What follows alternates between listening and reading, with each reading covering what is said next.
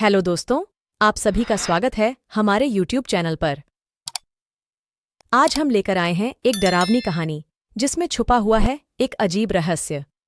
यह कहानी है एक छोटे से गांव की, जहां हर रात एक राजा बाग में घूमता रहता था। गांव वाले कहते थे कि राजा ने अपनी बेटी की मौत के बाद उस बाग को अपनी आत्मा से भर दिया था। राजा की आत्मा अब रात को उस बाग में घूमती रहती थी और वह रात की रानी कहलाती थी। एक दिन गांव में एक विदेशी विज्ञानी आया। उसने सुनी इस रात की रानी की कहानी को और उसे जानने का निर्णय किया। वह गांव वालों से बात करता हुआ बाग में पहुंचा और एक रात अपने कैमरे में बैठकर रात की रानी का रहस्य सुलझाने का प्रयास करने लगा। बाग में रात के अंधेरे में वह विज्ञानी अपनी कैमरे से बाहर निकला और देखा कि कुछ अजीब हो रहा है। रात की रानी बाग की मिट्टी से उठी और हवा में लटकती, फिर वह बाग की सभी पौधों को अपनी आत्मा से जीवंत करने लगी। विज्ञानी हैरान हो गया और वह शीघ्रता से अपने कैमरे में लौट आया। लेकिन इसके बाद जब उसने बाग को देखा तो वह देखा कि सभी पौधे खिल रहे थे और बाग में एक अजीब सी रोशनी छाई हुई थी। अगले कुछ दिनों में गांव वालों ने देखा कि उनके गांव का बाग अब सुंदर और स्वस्थ हो गया था। पौधों में नई ऊर्जा दिखाई दे रही थी और लोग आश्चर्यचकित थे। रात की रानी का रहस्य सुलझाने वाले विज्ञानी ने गांव वालों को एक नया आत्मविश्वास और ऊर्जा दिया था।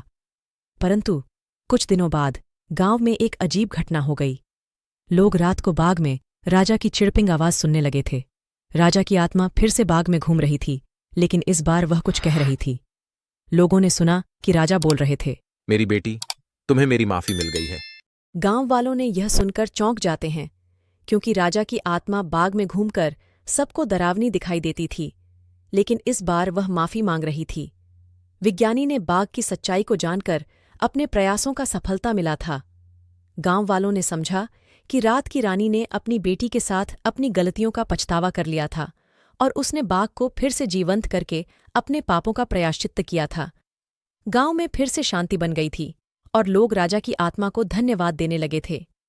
इस अजीब और डरावनी कहानी ने हमें यह सिखाया कि कभी-कभी हमें अपनी गलतियों का पछतावा करना और उससे सुधारना जरूरी होता है, क्योंकि अगर हम अपनी चूकी सुधारते हैं तो हमें नया जीवन मिल सकता है, जैसा कि इस कहानी में हुआ। तो दोस्तों, यह थी हमारी आज की कहानी, रात की रानी। आशा है कि आपको यह कहानी पसंद आई होगी।